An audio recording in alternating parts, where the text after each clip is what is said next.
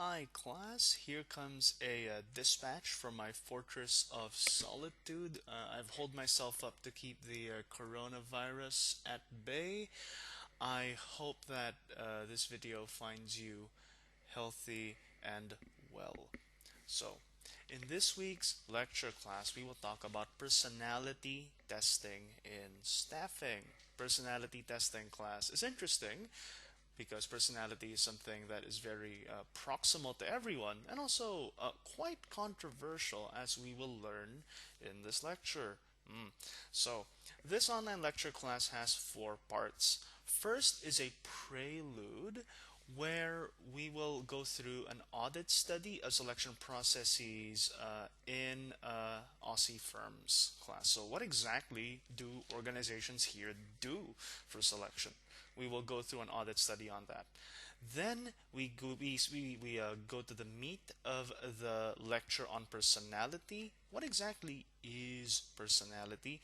Does it exist? And what form does it take? And we'll spend some time discussing the Big Five model of personality.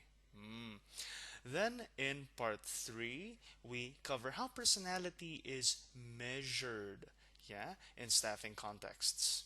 And lastly, we in part four we cover criteria, basically for what is personality a good selection tool? What is personality good for predicting? Yeah, and then we cover the range of controversies and big picture issues with personality testing.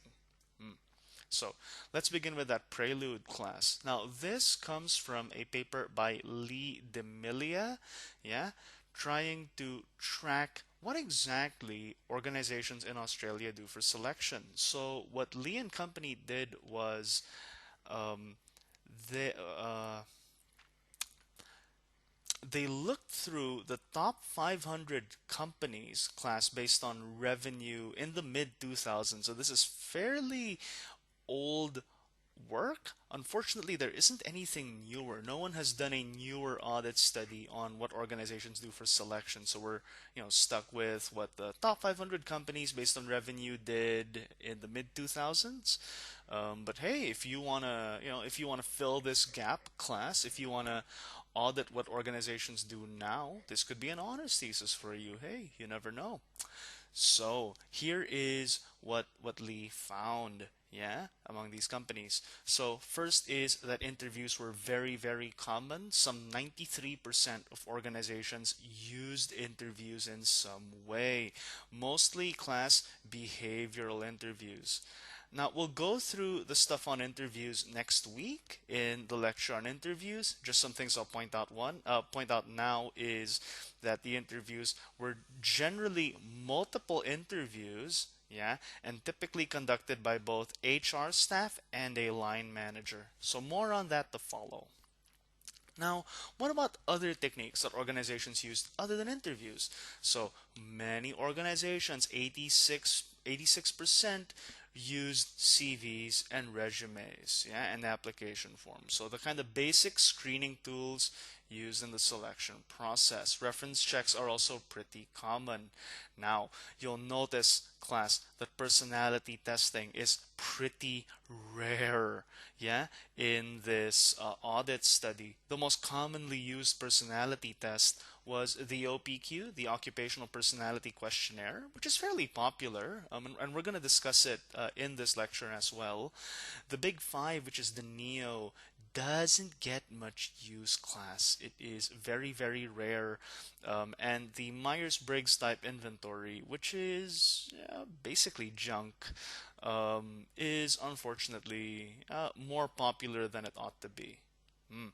Now, cognitive testing is a bit more common class than personality testing. Yeah, so cognitive testing does get a good bit of use in selection. And assessment centers are somewhere in the middle. They seem to get more use than personality tests, but less than cognitive tests. So still relatively rare. And assessment centers do have an established place in the selection toolkit. And we'll talk about assessment centers in the lecture on work simulations. Now, Unfortunately, class, only some 6% of organizations selected employees on the basis of handwriting analysis, graphology, which is, of course, pseudoscience. It's bunk, class. And yeah, the more good news, class. Astrology was not used in by any of these organizations in their selection process. Now that's a good thing, class. If you're like me, a Scorpio rising, you may find it hard to get a job. But fortunately, astrology does not get much play. Mm. Now, another study, class, compared selection processes in small to medium enterprises here in Australia between 2008 and 1998. Now, you can go through these differences on your own, but I just want to point out which of these is more common and less common. They are sorted in order, class.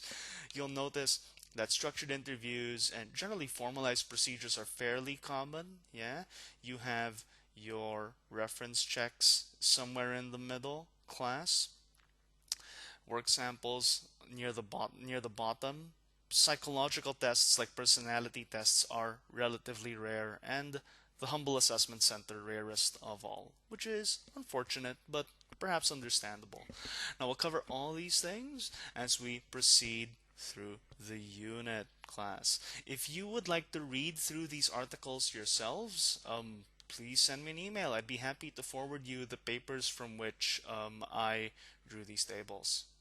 Alrighty, let's proceed with the next bit.